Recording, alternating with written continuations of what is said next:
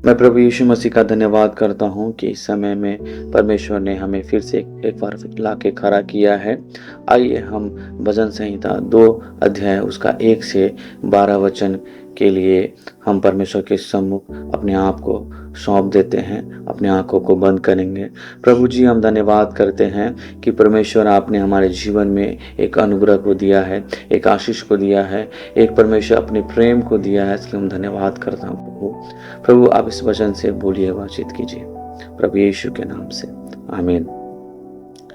मैं धन्यवाद करता हूँ कि भजन संहिता अध्याय 2 और उसका 1 से 12 पद में आज हम देखेंगे कि परमेश्वर का जो मन्ना है, परमेश्वर का जो वचन है, जो प्रकाशन है, हमसे क्या कहना चाहता है। आज इसका शीर्षक है कि राजा जिसे परमेश्वर ने ठहराया है। परमेश्वर ने किसे राजा ठहराया है और किस प्रकार से हमें इन बातों को समझना होगा, देखना होगा और अपने जीवन में अपना अप्लाई करना होगा। इस बातों को हम देखेंगे। परिचय है कि बहुत बार हम अपने जीवन में नेताओं को, राष्ट्रों को और शक्तियों को बड़े आदर और भय से देखते हैं, लेकिन भजन संहिता 2 में हमें एक ऐसी सच्चाई रूबरू कराती है जो सब कुछ बदल देती है। परमेश्वर ने एक राजा को ठहराया और वह राजा है यीशु मसीह। यह भजन न केवल भविष्यवाणी है बल्कि चेतावनी और आशीर्वाद का भी संदेश है। मैं परमेश्वर का धन्यवाद करता हूँ कि परमेश्वर हमारे जीवन में इस वचन के अनुसार आशीष करने पाए। 1 और अध्याय 2 का 1 पद से 3 पद तक हम देखते हैं कि देश के लोग क्यों कोलाहल करते हैं और राष्ट्र व्यर्थ बातें की और क्यों सोचते हैं। दुनिया के शासक परमेश्वर की आज्ञाओं को तोड़ना चाहते हैं। वे उसकी मर्यादाओं से आज़ादी चाहते हैं। वे कहते हैं हम उनके बंधन तोड़ डालें। आज भी लोग परमेश्वर की व्यवस्था को पुराना और अप्रासंगिक और बोझिल मानते हैं, लेकिन परमेश्वर का वचन कहता है यह विद्रोह जो है व्यर्थ है। कोई भी परमेश्वर के विरुद्ध खड़ा नहीं हो सकता और न स्थिर रख सकता है।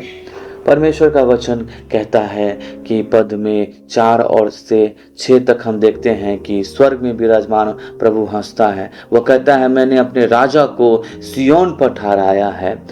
परमेश्वर घबराता नहीं, वह व्याकुल नहीं होता। वह राजा को नियुक्त कर चुका है और वह राजा है, वह हमारा प्रभु यीशु मसीह। जब संसार में अराजकता दिखती है तो याद रखिए परमेश्वर का सिंहासन स्थिर है। और हम देखते हैं कि पद 7 से 9 में देखते हैं राजा का अधिकार। तू मुझसे मांग, मैं राष्ट्र को तेरा भाग और पृथ्वी को तेरा अधिकारी क्षेत्र बना दूंगा।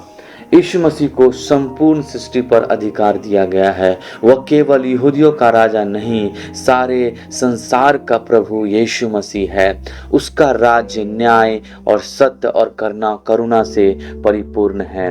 हम हमारे प्रिय एवं भाई एवं बहनों, हर एक घुटना झुकेगा, हर एक जीभ मानेगी कि यीशु मसीह ही प्रभु है, जैसा हम फिलिपियों 2 का 10-11 में देखते हैं। और हमारा परमेश्वर जो है अंतिम बुलाहट को रखता है, जैसा पद हम 10 से 12 में देखते हैं कि अब हे राजाओं बुद्धिमान बनो, प्रभु का भय मानो, उसके पुत्र को चुमो, उसका आदर करो, उसका सम्मान करो। हाँ मेरे प्रियो, हमारे भाई एवं बहनों, यह एक प्रेमपूर्ण चेतावनी है।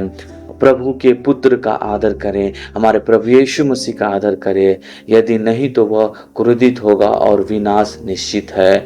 लेकिन जो उस पर भरोसा रखते हैं वह धन्य है। वह पुरुष धन्य है जो प्रभु यीशु मसीह पर भरोसा रखते हैं। यीशु मसीह हमारा राजा है और हमें निर्णय लेना है, क्या हम उनके विरुद्ध खड़े रहेंगे या झुककर उनका आदर करेंगे।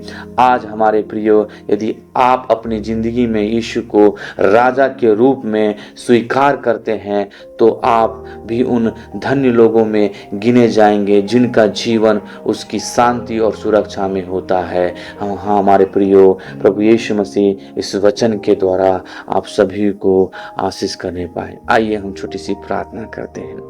हे हमारे पिता, तू जो स्वर्ग में है, तेरा नाम पवित्र माना जाए। प्रभु जी, हम प्रार्थना करते हैं इस अध्याय में प्रभु आपने हमें सिखाया किस प्रकार से प्रभु जी आपने हमें बताया। प्रभु यीशु, हम इस वचन के लिए हम धन्यवाद करते हैं। हे प्रभु, हमें वो ज्ञान और नम्रता से प्रभु जी भर दे। हम तेरे अभिषिक्त परमेश्वर पुत्र जो हैं प्रभु यीशु मसीह, प्रभु यीशु आपने हमें जो पुत्र बनाया है, बेटे और बेटियां बनाए हैं, इसके धन्यवाद करते हैं। इस दलदल के संसार के परमेश्वर बातों से हमें दूर रखा है, इसका धन्यवाद करते हैं पिता। प्रभु अभी प्रभु मसीह को स्वीकार करने पाए लोग, आपकी अगुवाई को माने, प्रभु विश्वास में जीवन बिताए। प्रभु जी आपके आशीष में, आपके अनुग्रह में प्रभु जी उनका जीवन होने दे पिता। हम धन्यवाद करते पिता, इस वचन के अनुसार सबों के जीवन में आशीष करे। इस प्रार्थना विनती को प्रभु उद्धारकर्ता प्रभु यीशु मसीह के नाम से मांगते हैं, आमीन आमीन। सभी को जय मसीह की।